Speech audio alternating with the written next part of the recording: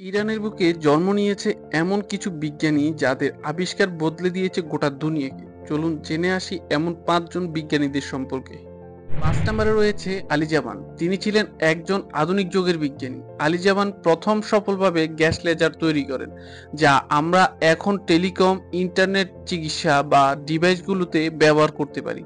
তার আবিষ্কার আমাদের প্রযুক্তিকে অনেক দূর এগিয়ে দিয়েছে। 4 নম্বরে রয়েছেন লাতিফ জাদি। তিনি একজন গণিতবিদ ও কম্পিউটার বিজ্ঞানী। তার সবচেয়ে বড় অবদান হলো ফাজি লজিক, অর্থাৎ এমন এক বিজ্ঞান যেখানে হ্যাঁ আর না ছাড়াও মাঝখানের অস্পষ্ট উত্তরগুলোকে গুরুত্ব দেওয়া হয়। আজকের এআই, রোবট বা স্মার্ট প্রযুক্তিতে তার এই ধারণার খুবই গুরুত্বপূর্ণ। 3 নম্বরে রয়েছেন আল-বিরুনি। আল-বিরুনি ছিলেন একজন জ্যোতির্বিজ্ঞানী, ভূগোলবিদ ও দার্শনিক।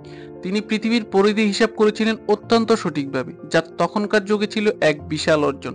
তাছাড়াও তিনি ভারতীয় সংস্কৃতি ও গণিত নিয়ে গভীর গবেষণা করেন। এক কথায় তিনি ছিলেন জ্ঞানের এক জীবন্ত ভাণ্ডার। 2 নম্বরে রয়েছে আল-রাই।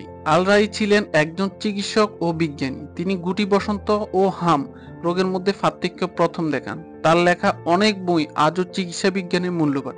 তিনি প্রথম দিককার হাসপাতালে রোগীদের আলাদা করে চিকিৎসা দেওয়ার ধারণা দেন। 1 নম্বরে রয়েছে ইবনে সিনা। তাকে বলা হয় মেডিসিনের রাজপুত্র। তিনি শুধু একজন চিকিৎসক ছিলেন না, ছিলেন দার্শনিক ও বিজ্ঞানী। তার লেখা দ্য ক্যানন অফ মেডিসিন বইটি ইউরোপ ও আরব দেশে শত শত বছর ধরে চিকিৎসা শেখার মূল বই ছিল। তিনি দেখিয়েছেন কিভাবে চিকিৎসা ও যুক্তি একসাথে চলে।